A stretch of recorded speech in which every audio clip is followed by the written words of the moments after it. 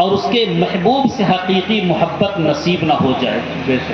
کیونکہ ایمان کامل کی علامت ہی یہی ہے کہ ایک مسلمان کو دنیا اور دنیا کی تمام محبوب اور پسندیدہ چیزوں سے زیادہ اللہ اور اس کے رسول کی محبت عزیز ہونی چاہیے.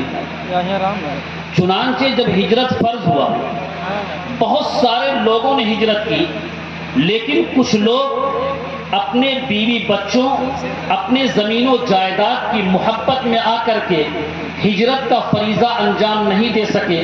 تو قرآن کریم کی یہ آیت نازل ہوئی، قل ان کان آباؤکم و ابناؤکم و اخوانکم، کہ اے میرے پیغمبر آپ کہہ دیجئے ان کان آباؤکم، اگر تمہارے باپ و ابناؤکم اور تمہارے بیٹے، و اخوانکم اور تمہارے بھائی، و ازواجکم اور تمہاری بیویاں، و عشیرتکم اور تمہارا پورا خاندان، و اموال اقترفتموہا اور وہ مال جن کو تم نے کمایا، و تجارت تخشون کسادہا اور وہ تجارت جس کے ٹھپ ہونے کا اندیشہ ہے، و مساکن ترضونہا اور وہ حویلی جو تمہیں بہت محبوب اور پسندیدہ ہے، احب الیکم من اللہ و رسولہ، اگر یہ ساری چیزیں اللہ اور اس کے رسول سے زیادہ پسندیدہ ہے، فتربصوا حتی یاتی اللہ بامرہ، تو تم انتظار کرو اللہ کے عذاب کے آنے کا.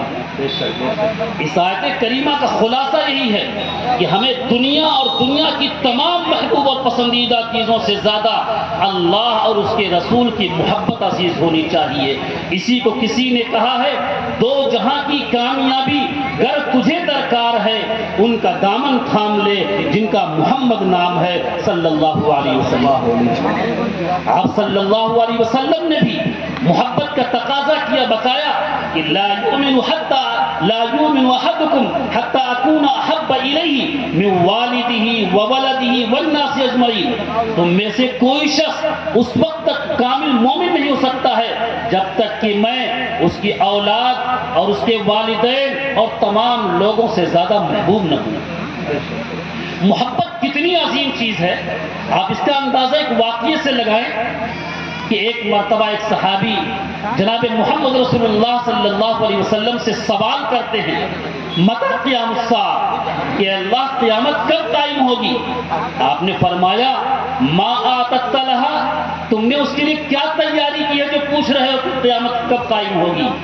انہوں نے فرمایا ما آتت لہا لا کبیر صلاۃ ولا صوم ولکنی احب اللہ ورسولہ، کہ اللہ کے رسول میرے پاس بہت ڈھیر ساری نمازیں تو نہیں ہیں، میرے پاس بہت سارے روزے تو نہیں ہیں، ولکنی احب اللہ ورسولہ، لیکن میں اللہ اور اس کے رسول سے محبت کرتا ہوں.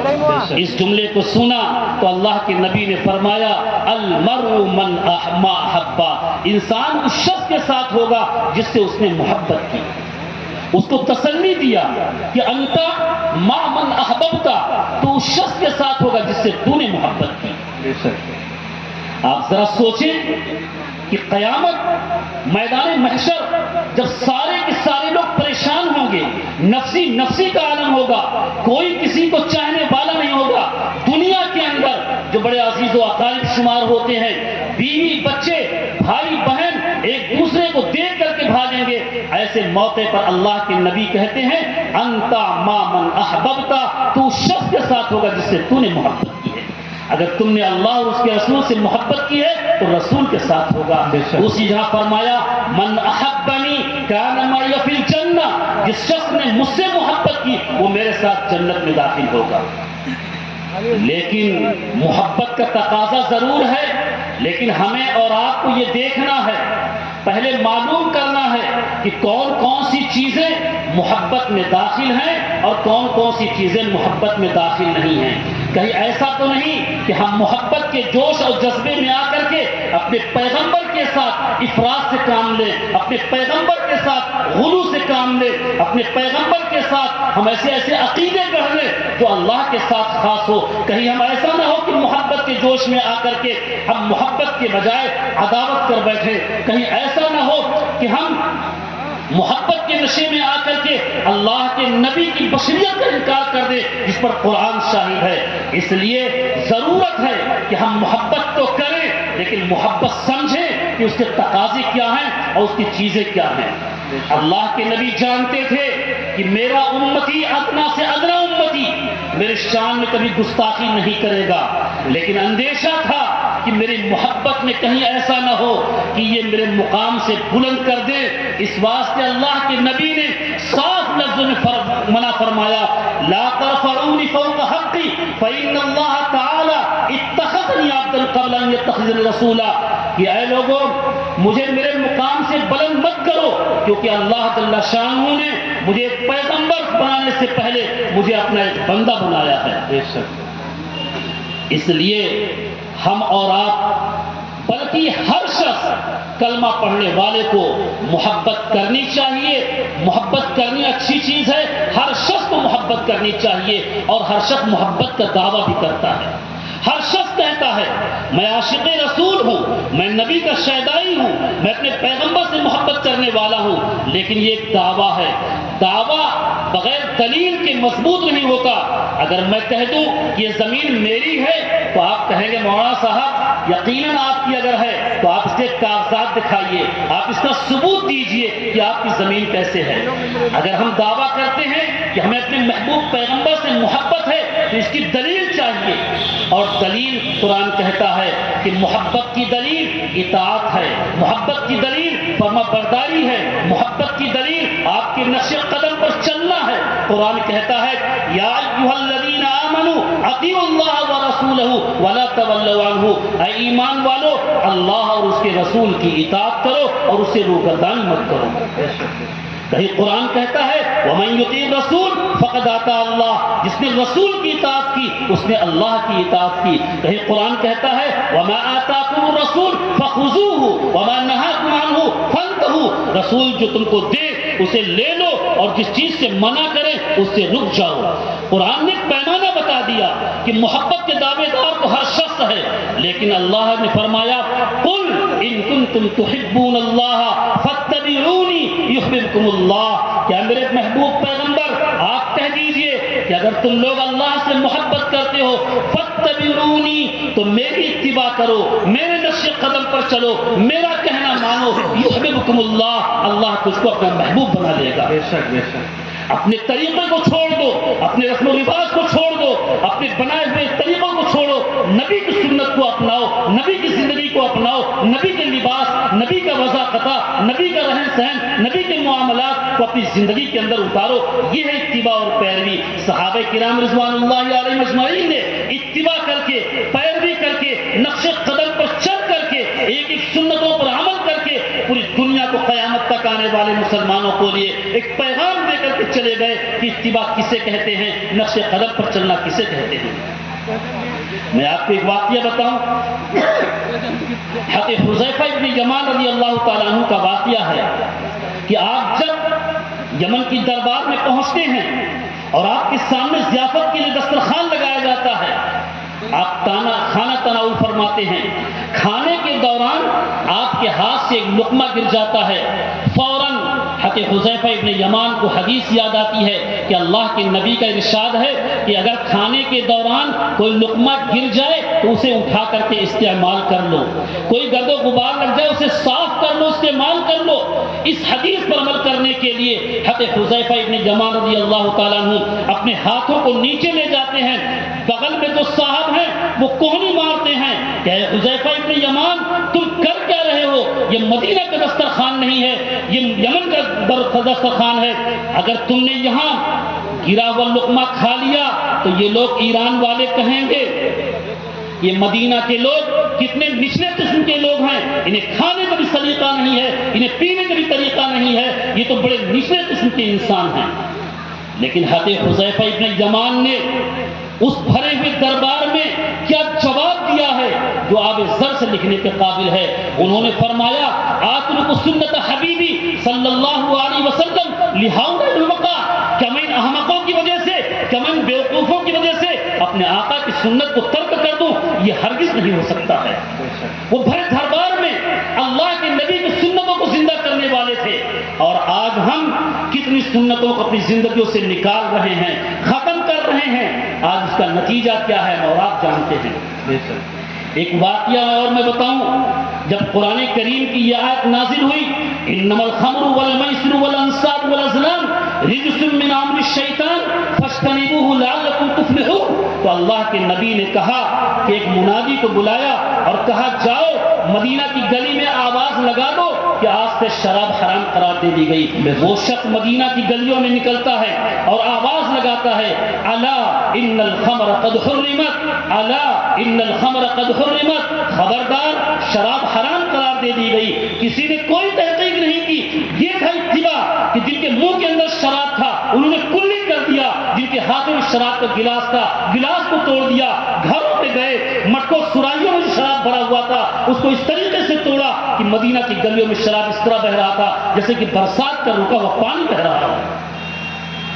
یہ تھی ان کی اتباع، یہ تھا ان کی پیروی۔ اور آج اس اتباع کی کیا مثال میں آپ کو بتاؤں۔ ایک مرتبہ کا واقعہ کہ حضور اقدس صلی اللہ علیہ وسلم وضو فرما رہے ہیں اور دیکھا کہ صحابہ آپ کے وضو کے پانی کو اپنے ہاتھوں میں لینے کے لیے اس قدر پریشان مقابلے میں ہیں کہ جس کو جو پانی مل جاتا ہے وہ اپنے چہروں پر لگا لیتا ہے، اپنے بدن پر لگا لیتا ہے، جس کو پانی نہیں ملتا ہے وہ جس کے پانی بدن میں لگا ہوا ہے اس سے مس کرتا ہے۔ اللہ کے نبی کہتے ہیں اے صحابہ یہ عمل کس چیز نے تجھ کو آمادہ کیا ہے کہ تم یہ عمل کر رہے ہو؟ انہوں نے کہا کہ اے اللہ کے رسول آپ کی محبت کی وجہ سے ہم یہ کام کر رہے ہیں۔ اللہ کے نبی نے فرمایا اگر تم چاہتے ہو کہ اللہ اور اس کے رسول تم سے محبت کریں اور تم اللہ اور اس کے رسول سے محبت کرو تو تمہیں 3 کام کرنے پڑیں گے۔ سب سے پہلا کام یہ ہے کہ جب بولو تو سچ بولو، وقولوا قولا سدیدا، بولو تو سچ بولو، یہ تھوڑے سے نفع کے خاطر جھوٹ بولنے کی کوشش نہ کرو۔ مجمع میں اگر کسی کا کوئی نقصان ہو رہا ہے تو جھوٹ مت بولو، سچ بولو۔ اللہ کے نبی کہتے ہیں جو سچ بولے گا اللہ اور اس کے رسول اس سے محبت کریں گے اور وہ شخص بھی اللہ اور اس کے رسول سے محبت کرنے والا ہوگا۔ آج ہمارے معاشرے کے اندر برائی جھوٹ کتنا عام ہو چکا ہے۔ ہم ہر مجلس کے اندر، ہم گھروں کے اندر، بازاروں میں، اپنے نجی مجلسوں میں خوب کھلا جھوٹ بولتے ہیں، حالانکہ ایمان اور جھوٹ کا کوئی تال میل نہیں ہے۔ حضرت صفوان بن سلیم رضی اللہ تعالیٰ عنہ سے روایت ہے، وہ فرماتے ہیں کہ انہ قیل رسول اللہ صلی اللہ علیہ وسلم، کہ آپ صلی اللہ علیہ وسلم سے پوچھا گیا ایکون المؤمن جبانا، کیا مسلمان بزدل ہو سکتا ہے؟ قال نعم، آپ نے فرمایا ہاں ہو سکتا ہے۔ فقیل له، پھر آپ سے پوچھا گیا ایکون المؤمن بخیلا، کیا مسلمان بخیل ہو سکتا ہے؟ قال نعم، آپ نے فرمایا ہاں بخیل بھی ہو سکتا ہے۔ فقیل له، پھر آپ سے پوچھا گیا ایکون المؤمن کذابا، کیا مسلمان جھوٹا ہو سکتا ہے؟ قال لا، آپ نے فرمایا نہیں، یعنی مسلمان جھوٹا نہیں ہو سکتا ہے، وہ بولے گا تو سچ بولے گا۔ اور آج ہم مسلمان ہونے کے باوجود ہم جھوٹ پہ جھوٹ بولتے جا رہے ہیں، کھلا جھوٹ بول رہے ہیں اور اس کو کمال سمجھتے ہیں۔ معلوم ہوا اللہ کے نبی کا ارشاد بالکل سچا ہے، پکا ہے۔ اگر کوئی کمی ہے تو ہمارے اسلام میں کمی ہے، ہمارے مسلمان ہونے میں کمی ہے، ورنہ جو مسلمان ہوگا وہ جھوٹ نہیں بول سکتا۔ تو پہلی خوبی اگر ہم چاہتے ہیں کہ اللہ اس کے رسول سے محبت کریں تو ہمیں پہلا کام کرنا پڑے گا کہ ہم جب بھی بولیں تو سچ بولیں۔ دوسرا کام یہ کرنا ہوگا کہ ہم امانت کا پاس و لحاظ رکھیں۔ اگر کوئی شخص ہمارے پاس امانت رکھ گیا ہے، کوئی پیسہ رکھ گیا ہے تو اس کو دینے میں کوئی ٹال مٹول نہ کریں۔ جب بھی وہ لینے آئے ہم اس کو فوراً دے دیں۔ اگر ہمارے یہاں کوئی مزدوری کرتا ہے، ملازمت کرتا ہے تو ہمیں چاہیے کہ جیسے کام پورا ہو اس کی ہم مزدوری دے دیں۔ یہ امانت کا پاس و لحاظ کرنا ہوا، یہ امانت داری کا ادا کرنا ہوا۔ تیسری چیز اللہ کے نبی کہتے ہیں کہ پڑوسی کے لیے رعایت کرو، پڑوسی کے حقوق کی ادائیگی کرو۔ اگر ہم حقیقتاً اللہ اور اس کے رسول سے محبت کرنے والے ہیں تو اللہ کے نبی کہتے ہیں تمہارا یہ دعویٰ اسی وقت سچا ہوگا جبکہ تمہیں تیسرا کام کرو گے کہ پڑوسی کے ساتھ اچھا معاملہ کرو گے۔ اسی واسطے ایمان کامل کی علامتوں میں بیان کیا گیا ہے، من کان یؤمن باللہ والیوم الآخر فلا یؤذی جارہ، جو شخص اللہ پر اور آخرت کے دن پر ایمان رکھتا ہے، فلا یؤذی جارہ، وہ اپنے پڑوسی کو تکلیف مت پہنچائے، اپنے پڑوسی کو ستائے مت، اس کو کسی قسم کی آزاری مت پہنچائے۔ پڑوسی کسے کہتے ہیں؟ پڑوسی صرف وہی نہیں جو ہمارا بھائی ہو، پڑوسی وہ شخص ہے جس کی دیوار ہمارے دیوار سے ملی ہوئی ہو، پڑوسی وہ شخص ہے جس کا دروازہ ہمارے دروازے سے ملا ہوا ہو۔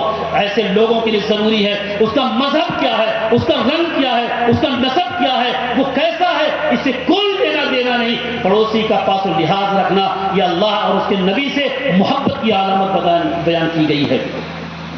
اس لیے چاہیے کہ ہم اپنے پڑوسی کا خیال رکھیں، کسی قسم کی تکلیف مت دیں، اور اس میں پڑوسی کے احوال سے واقف ہوں۔ کہیں ایسا نہ ہو کہ ہم اپنے گھر کے اندر تو اچھی اچھی غذائیں کھائیں، اچھے اچھے لباس پہنیں، ہم مرغن غذائیں کھائیں، لیکن ہمارا پڑوسی نہایت تکلیف میں ہو، اس کے ہاں چولہا خراب ہو، اس کے بچے پریشان حال ہوں، اس کی اجازت نہیں دیتا ہے۔ اللہ کے نبی کہتے ہیں لیس المؤمن، وہ شخص کامل مومن نہیں ہے، الذی یشبع، جو تو شکم شیر ہو، جس کا پیٹ بھرا ہوا ہو، وجارہ جارہ الی جنبہ، اور اس کے بغل میں اس کا پڑوسی بھوکا رہے، کہہ لیجیے۔ اس لیے ہمیں ضرورت ہے کہ اپنے پڑوسی کے کھانے پینے کا بھی دیکھ رکھیں، ہم اس کے دکھ اور درد میں بھی شریک ہوں۔ اگر کوئی پریشانی ہو تو اس کے دکھ میں شریک ہوں، کوئی خوشی کا موقع ہو تو اس کی خوشی میں شریک ہوں، اگر اس کے ہاں جنازہ ہو تو اس کے لیے ہم اس کے تدفین میں جنازے میں شریک ہوں، اگر وہ مریض ہو جائے، بیمار ہو جائے تو اس کی عیادت کریں۔ ان تین کاموں کو اگر ہم کریں گے، سچ بولیں گے اور امانت داری کریں گے، پڑوسی کا لحاظ رکھیں گے، تو اللہ کے نبی کہتے ہیں تم یہ تین کام کرو گے تو تم اللہ اور اس کے نبی سے محبت کرو گے، اور اللہ اور اس کے نبی تم سے بھی محبت کریں گے۔ اس لیے تین کام ہم سب کے لیے بہت ضروری ہے، کہہ لیجیے۔ ایسے ہی اللہ کے نبی کہتے ہیں کہ اگر تم جنت میں جانا چاہتے ہو، یقیناً ہر مومن چاہتا ہے جنت میں جانا، تو اللہ کے نبی کہتے ہیں تین کام کر لو، جنت کے حقدار بن جاؤ گے۔ پہلا کام بتایا اعبدوا الرحمن واطعموا الطعام وافشوا السلام تدخلوا الجنت بسلام۔ پہلا کام اللہ کے نبی کہتے ہیں اعبدوا الرحمن، رحمان کی عبادت کرو، یعنی ایک اللہ کو اپنا خالق اور مالک سمجھو کہ اپنا عقیدہ مضبوط کر لو کہ ان الحکم الا للہ، اس کائنات کے اندر اگر کوئی حکم چلتا ہے تو صرف اللہ کا چلے گا۔ وللہ المشرق والمغرب، وہی مشرق و مغرب کا مالک ہے، وہی بیماری دینے والا، وہی شفا دینے والا، وہی بگڑی بنانے والا، وہی مشکل کشا ہے، وہی اولاد دینے والا ہے، غرض ہے کہ ہر چیز کا مالک ہے۔ یہ ہمیں اور آپ کو اپنے ذہنوں میں بٹھانا ہوگا۔ آج اس دارو اسباب میں ہم کچھ بھی اختیار کریں، لیکن عقید توحید کہتا ہے کہ یبسط الرزق لمن یشاء ویقدر، اللہ جس کا چاہتا ہے روزی کشادہ کرتا ہے، جس کا چاہتا ہے تنگ کر دیتا ہے۔ وتعز من تشاء وتذل من تشاء، اللہ جسے چاہتا ہے عزت دیتا ہے، جسے چاہتا ہے ذلیل کرتا ہے۔ یہ چیزیں پہلی چیز ہمیں بیان کرنی ہے، اعبدوا الرحمن، عقیدہ مضبوط کر لیں اور پھر رحمان کی عبادت کریں، جتنا ہو سکے اللہ کی عبادت کریں، نماز روزے کا اہتمام کریں، اس کے احکام پر عمل کریں۔ دوسرا کام اللہ کے نبی فرماتے ہیں وَأَطْعِمُوا الطَّعَامَ، غریبوں کو کھانا کھلاؤ، مسکینوں کو کھانا کھلاؤ، پریشان لوگوں کو کھانا کھلاؤ۔ جب دروازے پر آئیں تو ان کو حقارت کی نگاہ سے مت دیکھو کہ چلے آئے دروازے پر کھانے مانگنے کے لیے، نہیں، ان کو عزت دو اور عزت کے ساتھ کھانا کھلاؤ۔ اللہ کے نبی فرماتے ہیں ابغونی فی ضعفائکم، تم مجھے اپنے غربا میں تلاش کرو، اپنے کمزور لوگوں میں تلاش کرو، فإنما ترزقون أو تنصرون بضعفائکم، تمہاری جو مدد کی جاتی ہے، تمہیں جو رزق دیا جاتا ہے وہ تمہارے کمزور لوگوں کی وجہ سے دیا جاتا ہے۔ تو دوسرا کام یہ ہے۔ تیسرا کام اللہ کے نبی فرماتے ہیں وَأَفْشُوا السَّلَامَ، سلام کا رواج دو، جب تم گھر میں داخل ہو سلام کرو۔ یہ نشہ کو چھوڑ دو جو نشہ سوار ہے ہم پر اور آپ پر کہ ہم گھر کے مالک ہیں، ہم شوہر ہیں، ہم بیوی کو سلام کریں، ہم بچے کو سلام کریں۔ یہ ذہن، یہ نظریہ غلط ہے، اس کو نکالو۔ بلکہ ہر شخص کو چاہیے باپ بیٹے کو سلام کرے، بیٹا باپ کو سلام کرے، بیوی شوہر کو سلام کرے، شوہر بیوی کو سلام کرے، چھوٹا بڑے کو سلام کرے، بڑے چھوٹے کو سلام کرے۔ وَأَفْشُوا السَّلَامَ، سلام کا جب رواج دیں گے تو اللہ کے نبی کہتے ہیں یہ تین کام کرو گے تو تدخلوا الجنت بالسلام، سلامتی کے ساتھ جنت میں داخل ہو جاؤ گے۔ اس لیے ہمیں اور آپ کو چاہیے کہ ہم اللہ کے نبی سے محبت کرنے والے ہیں، اس لیے محبت کی دلیل پیش کریں، اطاعت کریں، فرما برداری کریں۔ صرف تقریریں سنیں نا کہ سن کر کے ہوا میں اڑا دیں کہ باتیں بہت ساری آپ نے سنی ہے، زندگی بھر سن رہی ہیں، ضرورت ہے عمل کرنے کی۔ آج جو ہم پر مصیبتیں آئی ہوئی ہیں، جو پریشانیاں آئے ہوئے ہیں، حالات سے ہم گھرے ہوئے ہیں، وہ اسی بنیاد پر ہے کہ ہم نے اللہ کے احکام کو توڑ دیا ہے، نبی کریم صلی اللہ علیہ وسلم کی سنتوں کو چھوڑ دیا ہے، جس کی وجہ سے نئے نئے فتنے، نئے نئے پریشانیاں ہمارے پیچھا کیے ہوئے ہیں اور ہم اس سے نکل نہیں پا رہے ہیں۔ اس لیے اگر ہم چاہتے ہیں کہ ہم ان حالات سے ابھریں، اگر ہم چاہتے ہیں کہ امن و امان کی زندگی بسر کریں، تو اللہ نے ایک ضابطہ، ایک دستور بنایا ہے، ان اللہ لا یغیر ما بقوم حتی یغیروا ما بانفسہم۔ بے شک اللہ کسی قوم کے حالات کو نہیں بدلتا جب تک کہ وہ قوم خود اپنے حالات کو نہ بدلے۔ اگر ہم چاہتے ہیں کہ حالات بدلیں تو پھر ہمیں اپنے آپ کو بدلنا ہوگا کہ اگر ہم نماز نہیں پڑھتے ہیں تو نماز پڑھنے والے بن جائیں، قرآن کریم کی تلاوت نہیں کرتے ہیں تو قرآن کریم کی تلاوت کرنے والے بن جائیں، ذکر و اذکار کرنے والے بن جائیں۔ اور اس چیز کے لیے یہ نہ سوچیں کہ ہم بعد میں کر لیں گے، بڑھاپے میں کر لیں گے، اور زیادہ عمر ہوگی تب کر لیں گے، یہ بہت بڑی غلط فہمی ہے۔ ہم غفلت اور لاپرواہی کے اندر پڑے ہوئے ہیں۔ ہم اور آپ دنیا کے اندر جتنے بیٹھے ہیں سب اپنے آپ کو عقل مند سمجھتے ہیں، لیکن ہم دنیوی اعتبار سے اپنے آپ کو بڑا عقل مند سمجھتے ہیں۔ اللہ کے نبی جس کو عقل مند کہہ دیں وہی عقل مند کہلائے گا۔ اللہ کے نبی کہتے ہیں الکیس من دان نفسہ وعمل لما بعد الموت۔ عقل مند وہ شخص ہے جو اپنی زندگی کا محاسبہ کرتا رہے، اپنی زندگی کا جائزہ لیتا رہے، وعمل لما بعد الموت، اور مرنے کے بعد والی زندگی کی تیاری کرتا ہے۔ اس لیے ہماری عقل مندی یہی ہے کہ ہمیں جب اچھی بات سمجھ میں آ گئی تو ہم اس پر عمل کریں، اس کی اطاعت کریں، شام کو بیٹھ کر کے اپنی زندگی کا محاسبہ کریں کہ دیکھیں آج ہم نے کتنا اچھا عمل کیا اور کتنا غلط کام کیا ہے۔ ذرا سوچو یہ اللہ نے جو ہمیں اور آپ کو زندگی دی ہے کتنے دن کی زندگی ہے؟ آقا جناب محمد رسول اللہ صلی اللہ علیہ وسلم فرماتے ہیں اعمار امتی ما بین 60 الی 70 واقلهم من یجاوز ذلك، کہ میری امت کی اوسط عمر 60 اور 70 سال کے درمیان ہے، واقلهم من یجاوز ذلك،